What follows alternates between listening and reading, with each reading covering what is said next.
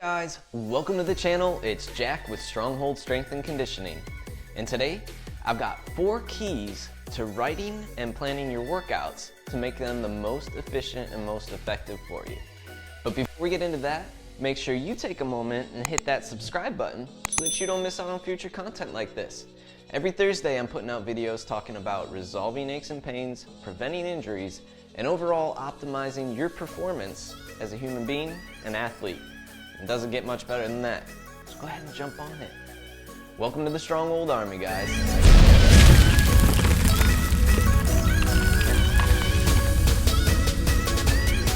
Alright guys, before we get into the topic of the day, I did want to take a moment to make a quick announcement. I've just released the 7-day mobility training challenge, and I'm very excited to say that this comes in the form of a free mini course that you guys could take advantage of right now. This course, the whole purpose of it is to help you guys identify your limitations and restrictions. And some of you might be scratching your heads now saying, but I already know my limitations and restrictions. Here's the thing, most people don't. They know the things that are glaring problems, and that's part of a bigger systematic issue. That's what we don't realize. We're looking at this old sleight of hand trick. Over here, we're looking at one thing, and then there's really something else going on. So the purpose of the course is to actually help you identify those underlying issues that are overall causing your performance to be hindered. This might be why you're plateauing. This could be why you're basically stuck where you're at currently. So if that's you, I really need you guys to jump down there and take advantage of this. I will be guiding you through this systematic approach that we would take to improving your overall mobility and showing you the very basics of it to get started. All the sessions in it take no longer than 10 to 15 minutes of your time per day, and they're completely equipment free, so you don't need any equipment at all. You can literally do them in your home or outside or wherever you want to do them. But the whole point is that you guys will have access to that and myself as a coach, because you can comment right in it, and we're going to build a community right in this free challenge that we can just kind of learn from each other and grow from one another in it. This is the same approach that I take with my clients to help them resolve their aches and pains that they're struggling with. We're talking knee pains, shoulder pains, low back pains, all that good stuff taken care of through mobility training. That is the overall benefit of it. So jump down in the description, click that link, and sign up for the 7-day mobility training challenge right now. And now for your feature presentation. And just so you guys didn't forget, we're talking about how to effectively and efficiently write your workout plans. And I'm looking at individual workout sessions in the topic today. Now next week, I'll actually be expanding that out to a full program. So keep an eye out, make sure you hit that subscribe button so that you get notified next week when that video comes out. But today we're looking at the actual individual sessions within a program, the 4 key components that those sessions should be containing to ensure that we're making sure that we have the most effective and most efficient workout that we can possibly put together, cutting all the fat, not wasting any time. So let's get into it. Key component number 1, the core activation exercise. So we're not going to waste any time here, guys, using a warm-up. We're going to use core activation exercises as our warm-up to efficiently and effectively prime the core musculature.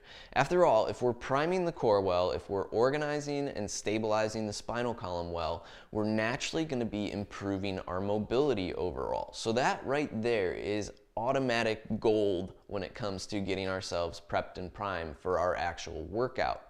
Now, when picking this core activation exercise, it should be based off of the next component that we're going to be talking about. And those are the main exercises, the meat of the workout that we're going to be doing. So we want to make sure that that core activation exercise replicates some of those movements that we're going to have in the meat and potatoes of our workout, and that it's actively helping us engage the main muscles that support the spinal column and stabilize the spinal column. Think the muscles around the shoulder blades, the muscles of the abdomen and obliques, the glutes, everything from the tailbone up through the head there, that is our core. And if you haven't watched it already, the difference between abs and core, that might help explain why we want to get all that musculature involved a little bit better. So I'll put that link up here so you guys can check it out. But the core activation exercise, what I personally like to do is spend no more than 5 minutes on this. So this, like I said, acts as our warm-up. It's neurologically activating the tissues around the spinal column, making sure that we're going to be protecting ourselves in that way, and it replicates the meat and potatoes of our workout overall. So we want to make sure that that is the overall guideline that we follow with the core activation exercise. Now, depending on what we're doing, I like to sometimes use, or a lot of times use, RNT training, and that's reactive neuromuscular training. That's a type of training using a resistance band or a pull-up band where you're setting it up so that it's pulling you into the compensation that you would normally have. Now this works really well because it activates the musculature that we want to help basically structure our body in the form that we would want it to be. So if we pull ourselves in toward the compensation that we would want to avoid, so think of a squat. If I have a band around the knees, a lot of you guys have seen monster walks. If we have that band around the knees, those knees are trying to get pulled in by the band. Naturally, my legs and my musculature is going to resist that neurologically. I might not even be fully aware of it. To a certain extent, my musculature is engaging to resist that band. Now, I can obviously activate a little bit further to take that out farther with the band, but that is the overall idea between reactive neuromuscular training. So we can use this in the shoulders, we can use this for the core, we can use this for the legs. It really is, all around a thing that we can overall benefit from, and it makes a really nice core activation exercise. So with that said, you could also check out the video, the 15 most effective core exercises. I put that together a long time ago, but I'll put that link here for you guys so you can check that one out. And it'll give you some more ideas of what reactive neuromuscular training looks like and how to actually set up your core activation exercise at the beginning of the workout. Key component number 2. Once we have our core activation exercise in place and we've done that core activation for no longer than 5 minutes, we're going to be spending time on the meat and potatoes of our workout, and this is functional movement patterns. We want to make sure that we're focused on functional movement patterns because they are compound movements. We're going to be getting the most bang for our buck in these compound movements through the functional movement patterns, which are squat, hinge, lunge for our lower body, and push, pull, and carry for our upper body. Now, these, like I said, are the most bang for your buck. There's going to be a nice overlap in these exercises if you just focus on these 6. If you only wrote workouts with these 6 involved, you would be hitting everything that you need to. Now, what I recommend per a single workout is choosing 2 to 3 of those functional movement patterns. So per workout, 2 to 3 functional movement patterns that you're going to focus on. Now, of course, this is all dependent upon the time that you have available. If we're talking about the most minimal time that you have available, maybe like 15 minutes, I would say get your core activation in and then focus on your functional movement patterns. If we really have to cut it down to that much, then that is the bare essentials that we need to be focusing on. Core activation, 2 functional movement patterns, and 15 minutes of time. That's going to be really beneficial to you. Now, even if you just expand it out to a 20-minute time period, if you're using the functional movement patterns correctly with undulating periodization as far as varying the volume of the exercise itself, then you're going to be able to basically cycle through those exercises and use 4 of those functional movement patterns in a 20-minute time frame. If that's all you're doing is just those 20 minutes of functional movement patterns, you're going to get a really good workout in of just focusing on those 4 functional movement patterns. Now, of course, within that, what I would recommend is anywhere from 3 to 4 sets, and it's going to be dependent upon what your goal is overall in the long term. So we'll probably talk about more of that in next week's video when I get to talking on how to write a full program. So keep that subscribe button clicked. Make sure you stick around because we're going to be talking about how to expand this out to a full program next.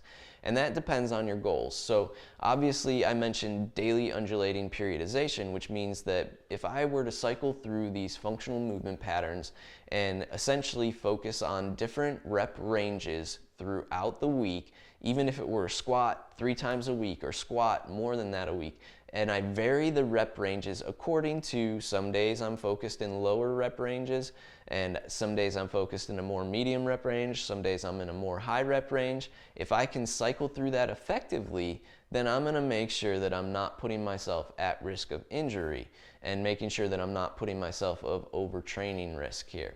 And that is huge. So we're looking at key component number 2 being the functional movement patterns: squat, hinge, lunge, push, pull, carry, 3 to 4 sets of a rep range based off of your goal. So if I'm looking for more power, I'm gonna focus in those lower rep ranges more of the time than I would in the medium and high rep ranges. Or if I just wanna gain strength, then I might focus in that medium rep range a little bit longer.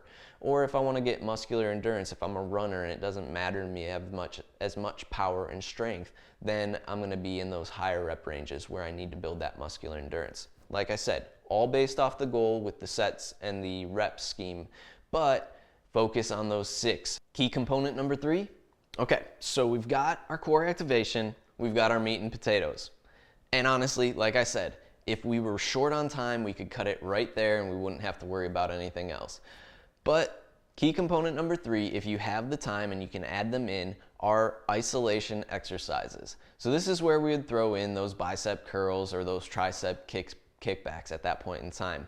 We're really just saving those for after the fact that we've hit those compound exercises that are over multiple joints before we isolate out muscle groups.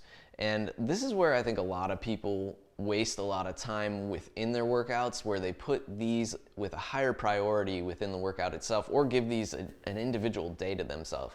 I mean, if you have that time, I guess go for it. But overall, we should be focusing on the 6 functional movement patterns and then supplementing with these isolation exercises as key component number 3. And last but not least, key component number 4. Key component number 4 is really focused on jump-starting the recovery process here. And this is a huge part because a lot of us don't do this at all. And we really need to be helping our bodies along in the recovery process. In fact, our recovery game is some of the most terrible stuff overall. So let's up that game a little bit here. Key component number 4 is the parasympathetic activation process. What we're going to be doing here is essentially some form of diaphragmatic breathing, working on breathing patterns that are activating the diaphragm and helping activate our parasympathetic nervous system. This could be something like tactical breathing. This could be something like crocodile breathing. This could be something like a parasympathetic position where we're actually not letting those high neurological areas like our hands and our feet touch the floor, and we're kind of supporting ourselves with our legs on a bench and letting ourselves diaphragmatically breathe.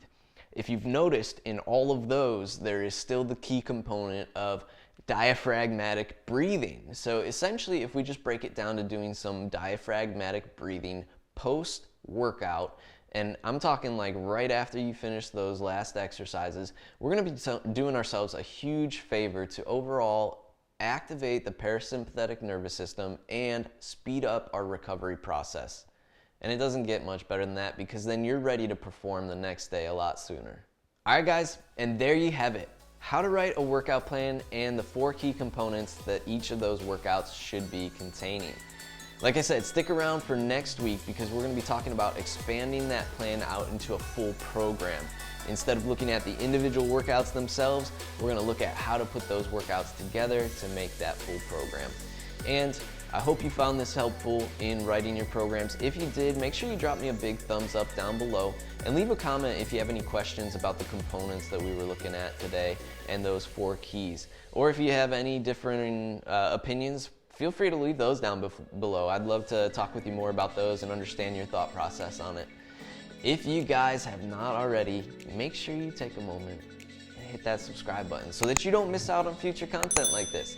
Every Thursday, I'm talking about resolving aches and pains, preventing injuries, and overall optimizing your performance as a human and an athlete, and it really does not get much cooler, so take advantage of it. Like I said, welcome to the Stronghold Army, guys. We'll see you guys next week.